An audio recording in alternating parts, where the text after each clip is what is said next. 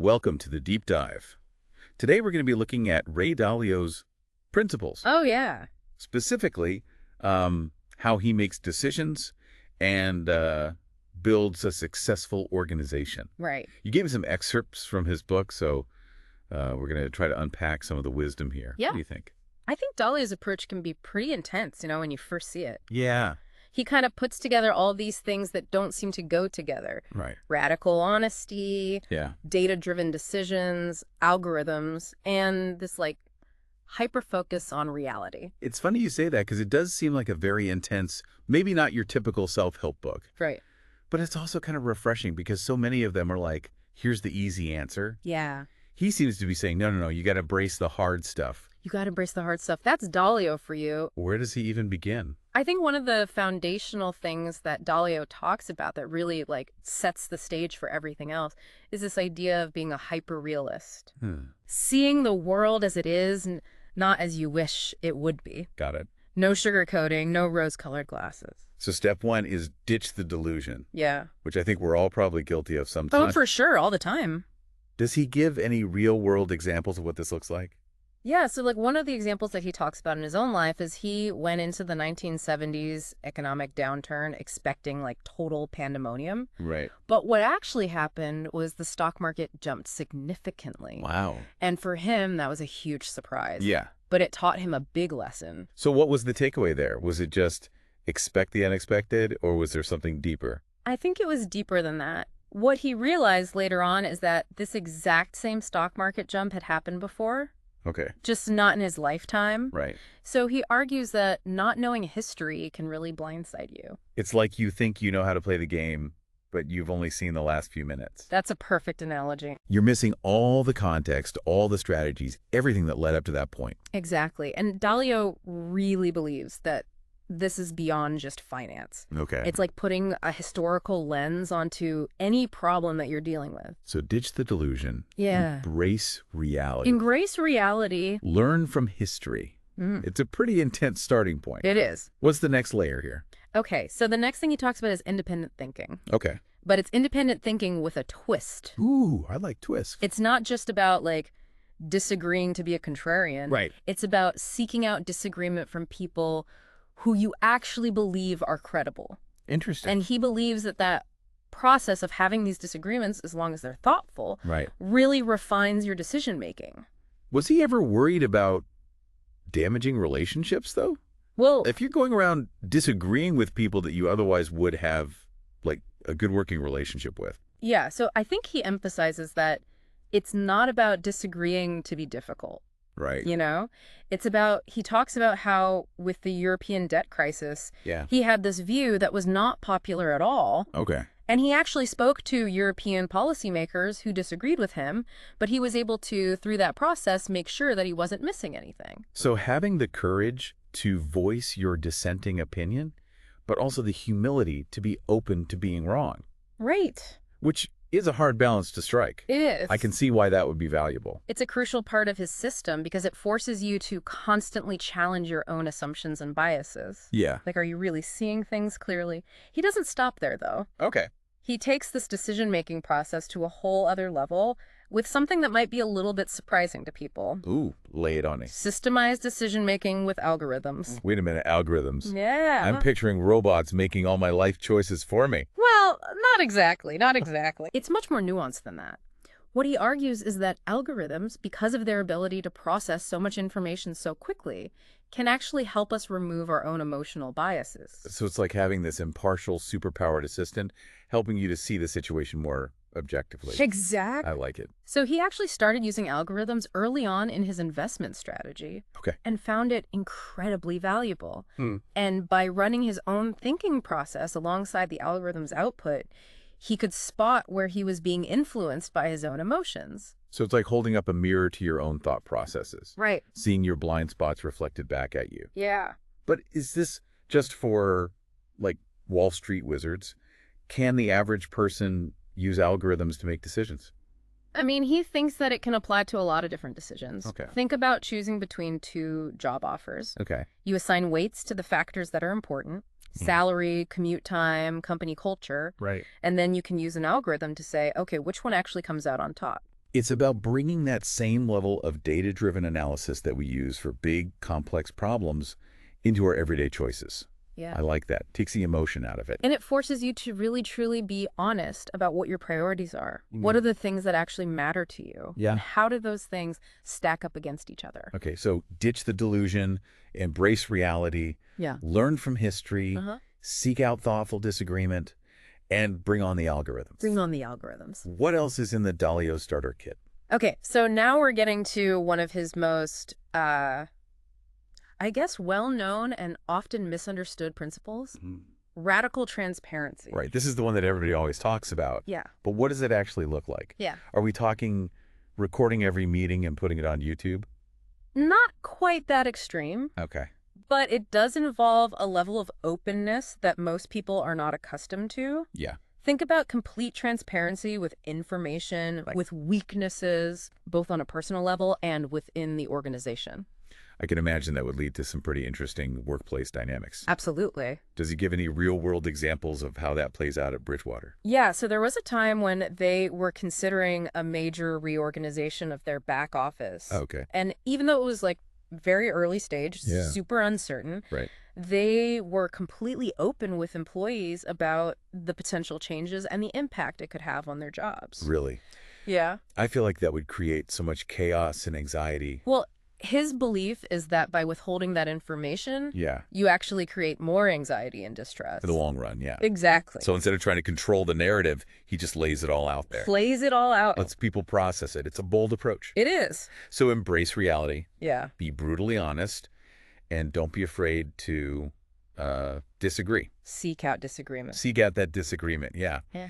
It's an intense approach, but I can see the logic there. Yeah, absolutely. What's next?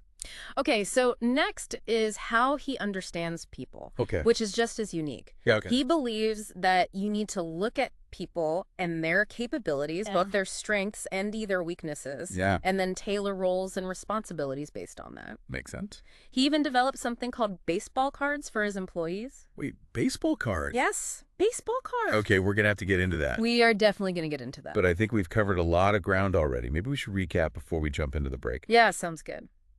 So we talked about embracing reality, seeking out disagreement, Yeah. using data-driven decision-making with algorithms, and a good dose of radical transparency. A lot of transparency. And we will dive into those mysterious baseball cards when we come back. Stay with us. Welcome back. Before the break, we were talking about Dalio's baseball cards. Yes, I'm very curious about these baseball cards. Yeah. I don't quite get how they fit into all of this. It's not as crazy as it sounds. Okay. Dalio really believes in understanding people's strengths and weaknesses, you know, kind of like player stats. Yeah. But instead of like batting averages, Right. you're thinking about things like problem-solving skills, leadership qualities, communication styles, Got it. that kind of thing. So each employee gets their own card with like their own skill set outlined. That's the idea, yeah. Oh, These cards list their skills, weaknesses, even personality traits. interesting. And it's all about having this clear picture of what everyone is capable of. Yeah, So you can really optimize how you allocate tasks and build teams. that makes a lot of sense. Yeah. But where did this idea even come from? Did you just pull it out of thin air? Well, he actually started with some of the more traditional tools like Myers-Briggs personality assessments. Okay. But what he found was that they weren't always super accurate. So the classic personality test wasn't really cutting it. Yeah, he found that sometimes it didn't really reflect how people actually performed in real-world situations. He gives this example of someone who scored low on, like, concern for others on a personality test. Okay. But in reality, this person was like a dedicated philanthropist, Wow. totally devoted to helping others. So their actions didn't match their personality profile? Exactly. Interesting. And it really highlighted for him that you need to look at those real-world outcomes, Yeah. not just rely on these abstract traits. Right. Actions speak louder than words. Exactly. So he went beyond those standard tests. Yeah. But is it just based on his gut feeling about people then? No. Okay. Dalio is all about data-driven decisions, Yeah. even when it comes to people. Right. His system gathers feedback from multiple sources, Okay. carefully observes people's actions, Huh? tracks their performance over time. So it's like painting a much more holistic and nuanced picture, Exactly. not just slapping a label on someone based on a test. And that's where those baseball cards come in. It's a way to kind of compile all that data and make it really accessible and digestible for decision making. So it's like a performance dashboard, highlighting each person's strengths and weaknesses. Exactly. But I imagine that wasn't an easy system to implement. No. Were people on board with that level of transparency? He admits it wasn't easy at first. A lot of people were hesitant, even scared to have all this information about themselves so openly shared. I can see how that would be intimidating or even violating to some people. Yeah. So how did he get people on board? So I think two things. First, he emphasized that this wasn't about judging people or labeling them. Okay. It was about understanding their capabilities and helping them contribute in the better way possible. So not, you're good at this, you're bad at that, end of story. Exactly. But here's what you're great at, here's where you might need some help, and here's how we can all work together to make the most of your talents. Yeah. I like that. And secondly, he really highlighted that everyone has weaknesses. Right. Even the most talented people have areas where they struggle. Of course. So it's not about shaming people. It's about creating systems and support that help them overcome those challenges. It's a very different way of looking at personal development. Yeah. Not about striving for some impossible ideal of perfection. Right. But about creating an environment where people can acknowledge their limitations and constantly evolve. And Dalio believes that radical transparency is crucial for fostering that continuous improvement. Yeah. It's about creating a culture where people feel safe to admit what they don't know. Right. Ask for help. Yeah. Learn from their mistakes. It's a very safe space to grow. Yeah. Okay, so we've got the baseball cards, this emphasis on personal evolution, this radical transparency woven through it all.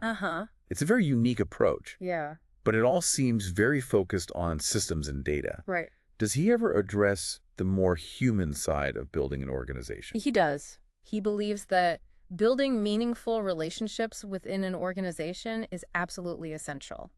So it's not just about cold, hard data. No. There's a heart to this system, too. Yeah. Okay. And for Dalio, that heart is built on trust and respect. I like that. He believes that radical honesty and transparency actually form the foundation for that trust. Okay. When people feel like they can be open and honest without fear of judgment, it creates a much stronger bond. If you know your colleagues are going to be upfront with you even when it's tough, it creates this sense of psychological safety. You're not constantly walking on eggshells. Exactly. But how do you balance that level of openness with the need for, like, healthy boundaries and professional conduct? Yeah. It can't just be a free-for-all. Yeah. Right. So how does Dalio keep things from getting too personal or volatile? So that's where that emphasis on thoughtful disagreement comes into play. Okay. He encourages people to challenge each other's ideas, Right. but to do so respectfully and constructively. So it's like having a really good debate with a friend. Yeah. You can get passionate about your point of view, Yeah. but you don't let it devolve into personal attack. Exactly. You're not attacking the person. Right. You're attacking the idea. Right. You're disagreeing productively and without ego. Exactly. Okay, so honesty, transparency, thoughtful disagreement, building strong relationships. Yeah. I feel like we're starting to see the full picture here I think so. of the Dalio approach. Yeah. And it's a picture that really emphasizes both personal and organizational growth. He truly believes that these principles can apply to all parts of life. So it's about taking ownership of your own development, embracing challenges, Yeah. constantly striving to learn and evolve. He talks about how early on in his career, he realized that his own weaknesses were holding him back. Okay. Instead of ignoring them, he confronted them head on. He just embraced the reality of his shortcomings and focused on getting better. Exactly. No ego involved. Pure pragmatism. I like that. What a powerful message for anyone.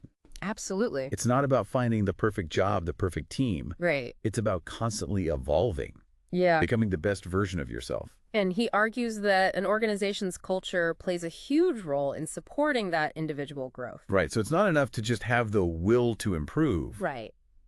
You also need to be in a place that fosters that growth mindset. Exactly. He believes a culture of radical transparency and thoughtful disagreement is essential for creating that environment where people feel safe to take risks, make mistakes, learn from each other. I love that. Yeah. So it's almost like he's created this intellectual training ground. Yeah, I like that. Where everyone is constantly sparring and pushing each other to improve. That's a great way to put it. And It's not a place where you get punished for making mistakes. Right. It's about using those mistakes as fuel for growth. Exactly. But it's not all cutthroat competition. No. And ruthless efficiency, right? Right. There's a human element woven into all of this. Absolutely. Okay. He actually shares how some of his most valuable lessons came from those deep relationships with colleagues. Wow. He sees those relationships as a source of support, inspiration, even love. That's beautiful. It's a reminder that business at its core is about people. And when you build strong bonds, Yeah. you can accomplish some pretty amazing things. Absolutely. It's a good reminder that even a system as data-driven and intense as Dalio's still has this really strong human element at its center. Yeah, I think that's a really important point. Okay, so we've talked a lot about the philosophy behind his approach. Right. But he also has a lot of very specific advice on how to actually make decisions effectively. Yeah, he does. What are some of the practical tips that he offers? One of his most important pieces of advice is to recognize that decision-making is a two-step process. Okay, 2 steps. Yeah. What are they? The first is what he calls learning or synthesizing. This is where you gather as much information as possible. Got it. You consider different perspectives, and you really make sure you understand the problem that you're trying to solve. So no rushing into decisions without doing your homework. Right. What's step 2? Deciding. Once you've done that thorough information gathering, it's time to weigh the pros and cons, think through potential outcomes, and then make a clear decision. So being both thorough and decisive, Yeah. easier said than done. It is. So what about those times when it feels like there's just too much information? Yeah. What tips does he have for those situations? He's a big advocate for simplifying. Okay. Get rid of all the irrelevant details so what's truly important stands out. That's a good tip for anyone who feels overwhelmed. Yeah. Just focus on what matters. Yeah. And let go of the rest. He also reminds us to use our common sense. Okay. Sometimes the simplest solution is the best one. Right. Don't overcomplicate things. It's like that famous quote, everything should be as simple as possible, but not simpler. Exactly. What about making decisions as a group? Yeah, so when it comes to making decisions as a group, he has this really interesting approach called believability-weighted decision-making. Believability-weighted decision-making. Yeah. Okay, you've got my attention. Okay, so essentially it means giving more weight to the opinions of people who have a proven track record of being right. Okay. In that particular area. Got it. So it's not about hierarchy or seniority. Okay. It's about recognizing who has the most credibility and expertise on a given topic. So it's like assembling a panel of experts. Yeah. But instead of everyone having an equal vote, Right. you're weighting their opinions based on their believability. Yeah. Makes sense. And he actually has developed systems and tools for doing this at Bridgewater. Yeah. Even using algorithms to track people's believability scores. Wow. Based on their past decisions and outcomes. Okay, so that takes data-driven decision-making to a whole other level. It does. But doesn't that run the risk of silencing dissent? Well, What if someone with a lower believability score has a brilliant idea? Dalio stresses that it's not meant to silence anyone. Okay. It's about creating a framework for having productive disagreements. Yeah. And making sure that the best ideas surface regardless of where they come from.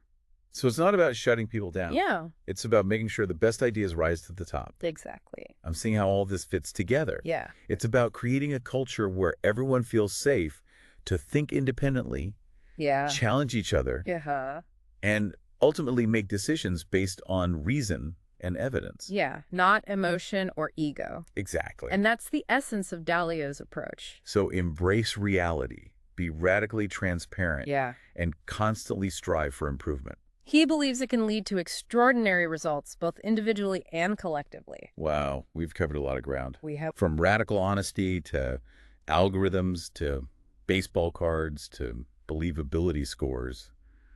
It's a lot. It's a lot to digest. Yeah. Let's take a quick moment to gather our thoughts. Yeah. And we'll come back to unpack the key takeaways from this deep dive into Ray Dalio's principles. Sounds good. Stay with us. Welcome back to the deep dive.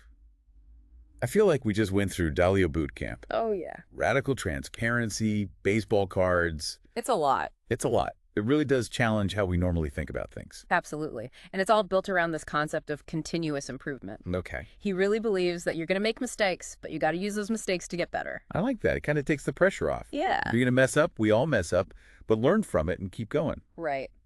And that idea ties directly into this idea of personal evolution. Okay. He believes that we all can get better throughout our lives. Right. It's up to us to take charge of that and make it happen. It's not waiting for someone to give us the answers. Right. It's about saying, okay, I want to grow. I want to be better. I'm going to figure out how to do that. Yeah, and he actually talks about how early in his career, he realized that his own weaknesses were really holding him back. And instead of being in denial about it or trying to hide it, he just faced it. Yeah, he just embraced those shortcomings. Just work to get better. No ego, just how do I fix this? I love that. Absolutely. And he really believes that everybody can benefit from that. Yeah. Seeking that feedback, identifying those blind spots, working relentlessly to improve. It's a really powerful message for anyone, no matter where you are in your life. Absolutely. Have the humility to see where you need to grow and then actually do something about it. And he talks about how it's not just individual, but the environment you're in plays a big role. Oh, yeah, totally. Companies' culture, for example, can really shape how people act. So even if you want to get better, you have to be in the right place to do that. Exactly. And that's where radical transparency and thoughtful disagreement come in. He believes those are essential for creating a space where people feel like they can take risks. Right, make those mistakes. Learn from each other. It's like a dojo, I guess. Yeah, that's a good way to put it. Everyone's sparring, getting better, pushing each other. And not getting punished for those mistakes. Right, you use them to grow. Exactly. And just like in a dojo, there's that mutual respect, that camaraderie. I feel like he's saying competition and camaraderie aren't mutually exclusive. Yeah. You can have both. You can have both. You need both. There's that human element that weaves through the whole system. Yeah, and he talks about how some of the biggest lessons he's learned came from relationships he's built with colleagues. That's awesome. They're a source of support, of inspiration. It's nice to be reminded that even with something as data-driven as this, it all comes down to people. Right. It comes back to that core idea. Yeah. About embrace reality. Yeah. And part of that reality is that we're all human.